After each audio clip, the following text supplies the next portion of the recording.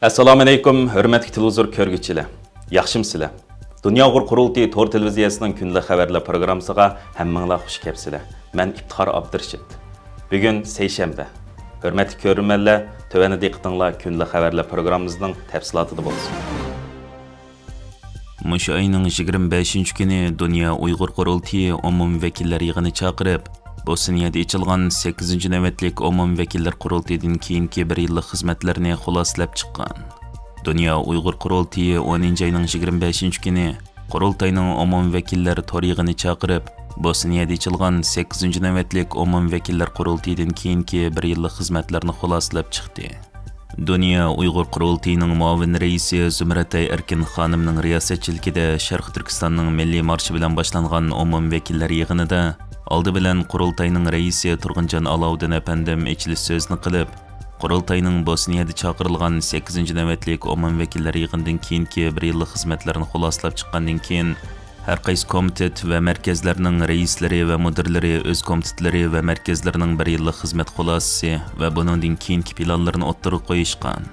Orqadan har qaysi komitetlar va vakillarning davomimizning taraqqiyoti va buningdan keyingi bosadigan qadamlar haqidagi savollari o'ttirib qo'yilgandan keyin qurultay vakillari va rahbarlik qatlamining birdek ma'qullashi bilan Dunyo Uyg'ur qurultiyining oldimizgi kunlarda yana bir qancha davlat elib boradigan faoliyatlari kelayotgan 12 noyabr Sharq Turkiston Jumhuriyatining qurilish xotir kuni o'rnatishtirilishlari va mush yil 13 va 16 noyabr kunlari Germaniya poytaxti Berlinda o'tkazilmoqchi bo'lgan Uyg'ur ayollar dialogi kelayotgan 9 dekabr Uyg'ur irqiy qirg'inchilikni xotirlash kuni munosabati bilan shundaqla 10 dekabr Dunyo kishilik huquq kuni munosabati bilan Uyg'urlar yashayotgan butun davlatlarda namoyish va muxbirlarni kutib olish yig'inlarini o'rinlashtirish qatorliq Dunyo Uyg'ur qurultiyining buningdan keyingi bir necha oyda elib boradigan faoliyatlari va planlari o'ttirib qo'yilib, qurultayning har qaysi davlatlardagi vakillariga bu faoliyatlarni o'rinlashtirish, davoni texnik kuchlantirish, Xitoyning ta'tir tashviqoti va chegara halqigan bostirishlarga o'rtaq taqobil turish,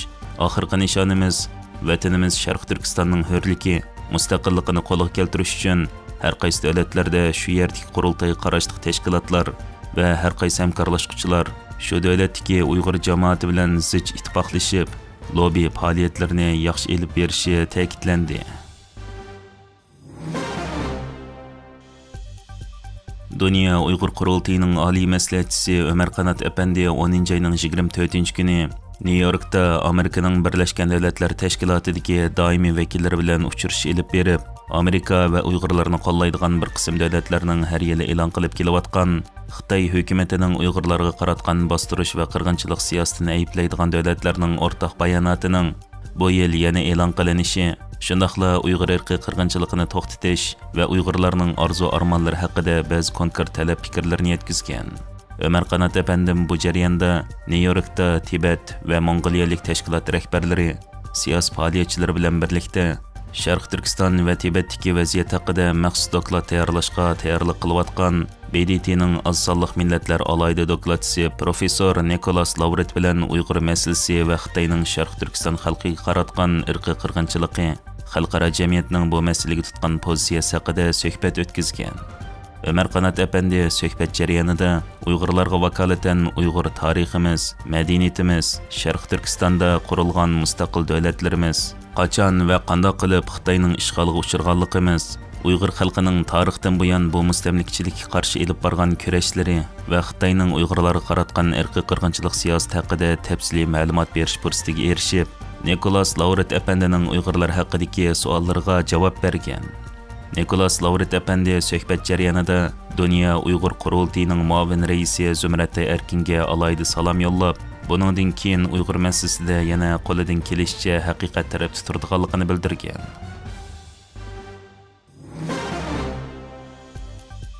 Dunyo Uyg'ur qurultiyining sobiq raisi va Markaziy Germaniyadagi Uyg'ur kishilik huquq va demokratiya markazining raisi Dolqin Isa apandi 27 oktyabr kuni qurultay markaziy ishxonasida qurultay raisi Turg'unjon Alovdin, muavin rais va ijroiya komitetining muavin raisi, Uchur axborot markazining mudirini 8 navbatlik qurultayda vazifa topshirib olganligining bir yillik munosabati bilan maxsus tabriklagan.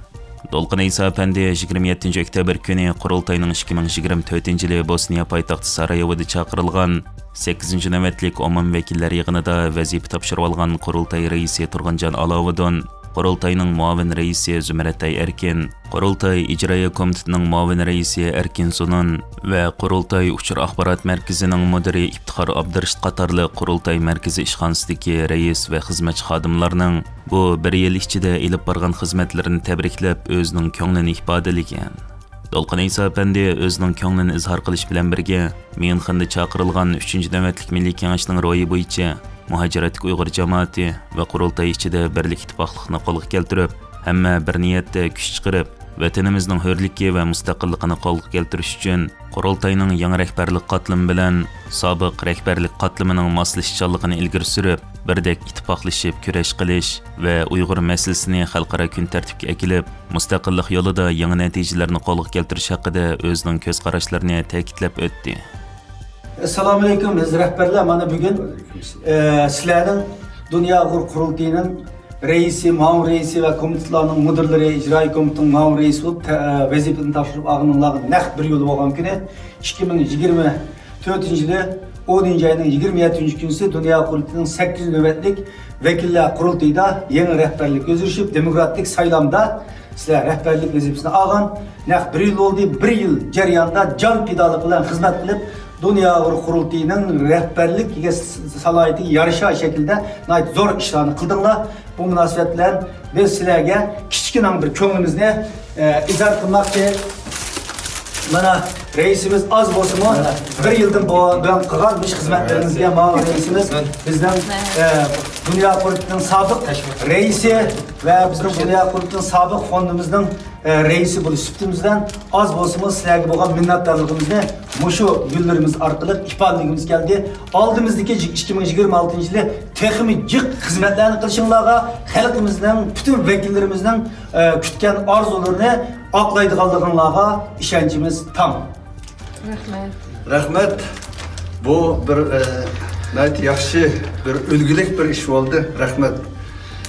Bizning bu da'vat tariximizda burunqilar keyingilarni taqdirlash bu alayda bir tunji qatimliq bir ish deb qarayman.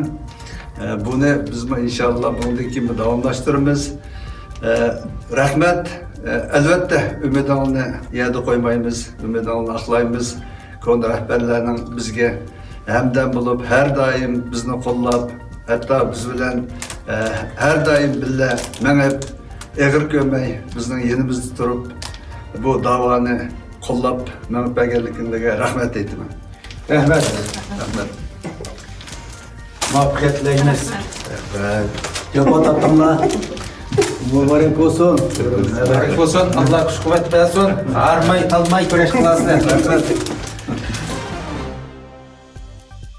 Shvetsiya Uyg'ur birligi 26 oktyabr kuni Shvetsiyaning Tenista rayonidagi Trabzalning ichilish marosimida qaytish filmini qo'yish orqali Xitoyning irqiy qirg'inchiligi va Sharq Turkistonning vaziyatini yangi uslubda tanishtirgan. Marosim 26 oktyabr kuni shu yer vaqti 11 da boshlanib, 3 soat davomlashgan bo'lib, bu marosimga Shvetsiyaning Tenista rayonlik hukumatning vakillari, har qaysi davlatlardan Shvetsiyaga kelib yerlashgan xalqlarning muhojiratki tashkilotlari va har qaysi sohalardan bo'lib 300 dan ortiq kishi qatnashgan. Bu faoliyatda Shvetsiya Uyg'ur birligi uchun maxsus tashviqot ustuli berilgan bo'lib, tashviqot ustuliga Sharq Turkistondagi Xitoyning irqiy qirg'inchiligi va zulmini tanishtiradigan shvetscha nashr qilingan kitoblar va tashviqot materiallari qo'yilgan bo'lib, kishilarning Sharq Turkistonning hozirgi umum ahvoli, Xitoy tajovuzchilarining vatanimizda ilib berayotgan irqiy qirg'inchilik haqida so'ralgan savollarga javob berilgan. Hurmatli ko'ruvchilar, yuqorida diqqatingizga kunlik xabarlar programmamizning tafsilotini sundik. Kelar qitimliq sonimizgacha ko'rishgacha omon bo'lgaysizlar. Stansimizning YouTube kanaliga a'zo bo'lishni unutmang. Xayr xo'sh.